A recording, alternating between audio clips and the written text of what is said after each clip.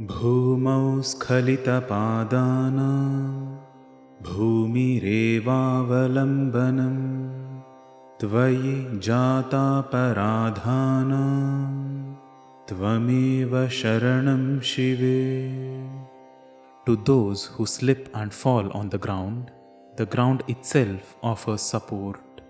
Similarly, for those who commit mistakes in your worship, you alone offer refuge, O Goddess.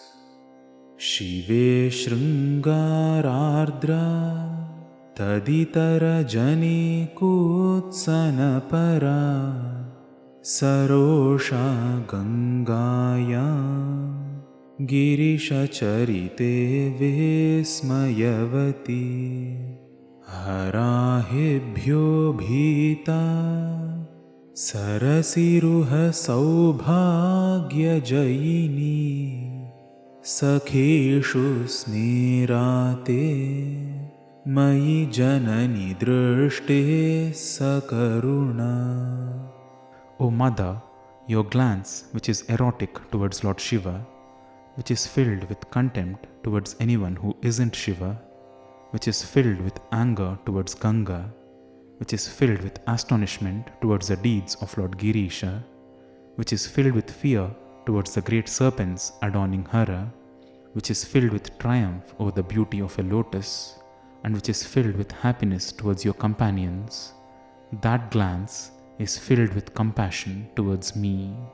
Gate karnabhyarnam Garuta iva pakshmani dadhati Purambhetuschitta prashamarasa vedravanapale Ime netre gotra dharapati kulotansakalike Tava karna krishta Smarasharavilasam kalayataha.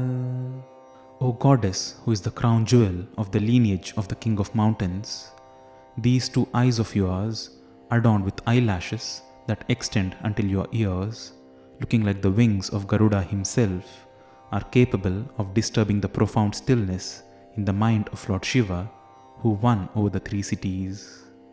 These two eyes, which are stretched across the span of your ears, hold the playfulness of the very bow of the Lord of Love, Smara.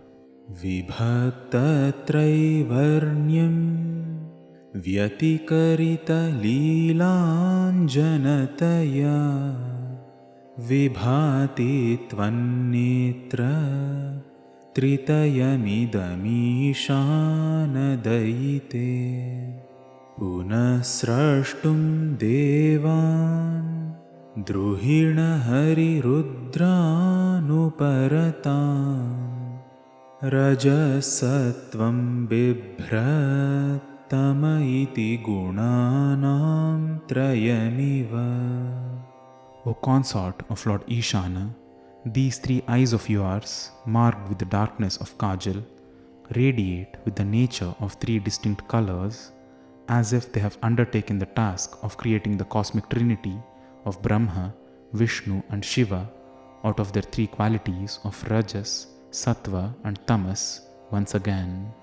Pavitri kartum naha Pashupati paradhina hridaye Dayamitrair nitrair arunadhavala shyama ruchibhi Nadashonu Ganga Tapanatanayeeti dhruvamamum Trayanam tirthanam Upanayasi sambhedamanagham.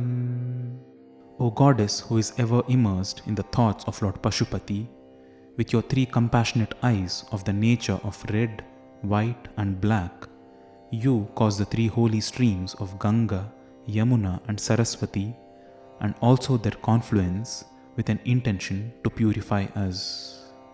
Nimeshonmeshabhyam pralayamudayam yati jagati तवेत्याहुः सन्तो धरणिधरराजन्यतनये त्वदुन्मेषाज्जातं जगदिदमशेषं प्रलयत परित्रातुं शङ्के परिहृतनिमेषास्तव दृशः.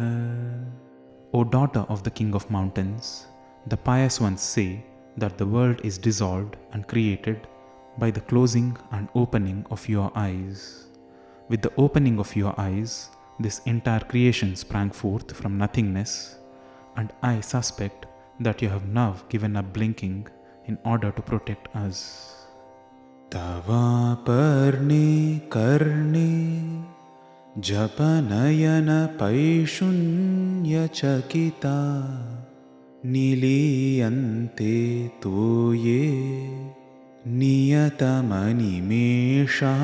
शफरिकाः इयञ्च श्रीर्बद्धच्छदपुटकवाटं कुवलयं जहाति प्रत्यूषे निशिच विघटय्यः प्रविशति.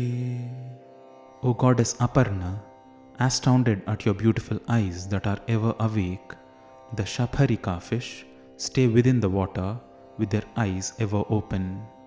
Even the very goddess of riches abandons the water lilies at dawn, causing them to close, and only enters them at night, making them blossom. दृशाद्राघीयस्य दरदलितनीलोत्पलरुचा दवीयांसं दीनं स्नपय कृपया मामपि शिवे अनेनायं धन्यो भवति न च ते हानिरियता वने वा हर्म्ये वा समकरनिपातो हिमकरः. O goddess Shiva, shower your long, freshly blossomed, lotus-like glance upon this distanced and destitute me with compassion. This devotee of yours shall be blessed by this act, and there is no harm done to you in this process, just as the moon is impartial in his benevolence, be it over a palace or over the wilderness. Aralam te pali yugala magarajanyatanaye nakeshamadhatte kusuma sharako dandakutukam tiraschino yatra श्रवणपथमुल्लङ्घ्य विलसन् अपाङ्गव्यासङ्गो दिशति शरसन्धानधिषणाम्. O daughter of the King of Mountains, who is not reminded of the playfulness of Manmatha's bow on seeing your pair of arched ridges between the eyes and the ears? This is because your long side glances across the ridges, reaching up to your ears, give the impression of an arrow mounted on a bowstring. Sphuradganda bhoga pratiphalitatatangayugalam chatuschakram manye tava mukhamidam manmatharatham Yamaruhya druhyatyavanirathmarkendu charanam Mahaviro maraha pramathapataye sajjitavate. I feel that your face, adorned with a pair of earrings and the reflection in your glistening cheeks, resemble the very chariot of Manmatha. Mounted on that chariot, which is verily this earth, with the sun and the moon as its wheels, which is readied for battle against Shiva, the lord of the Pramathaganas, the valiant Manmatha goes to war. Saraswatya suktiramritalahari kaushalahari pibantya sharvani श्रवणचुलुकाभ्यामविरलं चमत्कारश्लाघाचलितशिरसः कुण्डलगणो झणत्कारैस्तारैः प्रतिवचनमाचष्ट इव ते.